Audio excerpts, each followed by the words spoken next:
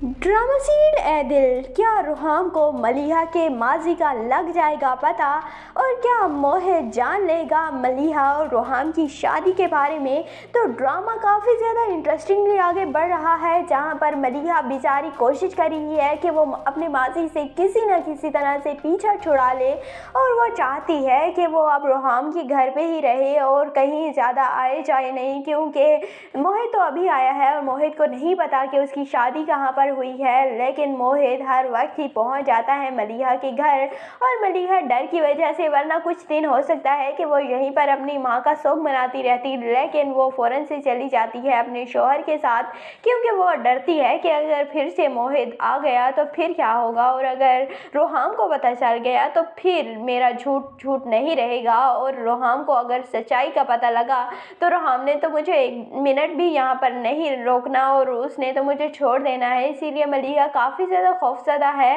और वो बेचारी काफ़ी ज़्यादा अंदर से डर भी रही है। एक तरफ तो वो माँ की वजह से, दूसरी जाने मोहित का भी उसे बहुत खौफ है। दूसरी जाने मोहित की माँ कहती है कि वो चुड़ैल मेरे बेटे को फंसा कर चली गई है और अब मेरे बेटे का क्या होगा। तो उसकी बहन कहती है, अपनी माँ को समझाती है कि आप उस डाइन को छोड़ें, आप अभी इस बात की फिक्र करें कि अगर मोहित को इस बात का पता चल गया कि मलीहा की शादी कहीं और हो गई है तो फिर क्या होगा, और उसने तो फिर हंगामा मचा देना है। और जैसे ही मोहित को ये बात पता चलेगी तो मोहित अपनी माँ पर खूब चीखेगा और अपनी माँ को खूब बातें सुनाएगा कि मैं आपसे कहता रहा कि आप मेरा हाथ मांग के आए हैं और आपने उसकी कहीं और शादी कैसे होने दी, और आपने ये सब कुछ जानबूझकर किया है। मलीहा मुझे ठीक बताती थी, लेकिन उसकी माँ कहती रहेगी कि मैंने ऐसा कुछ नहीं किया, मुझे नहीं पता था। इनोसेंट बनने की कोशिश तो करेंगी, लेकिन मोहित को अब पता चल चुका है कि उसकी माँ ही इस सारे काम की सरगना थी, और इसीलिए फिर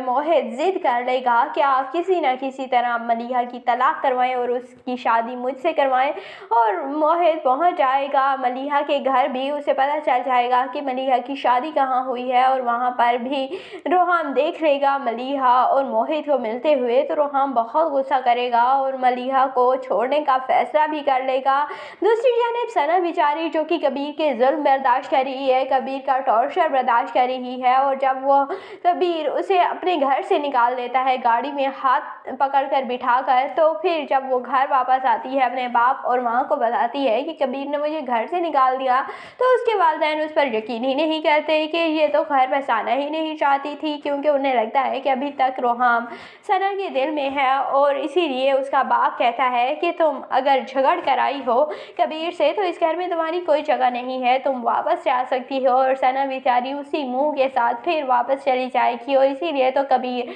फिर उसे हर तरफ से टॉर्चर करता है, क्योंकि उसे पता चल जाता है कि इसके तो आगे पीछे है ही कोई नहीं, इसे तो कुछ भी कह दूँ, इसे कोई पूछने वाला ही नहीं।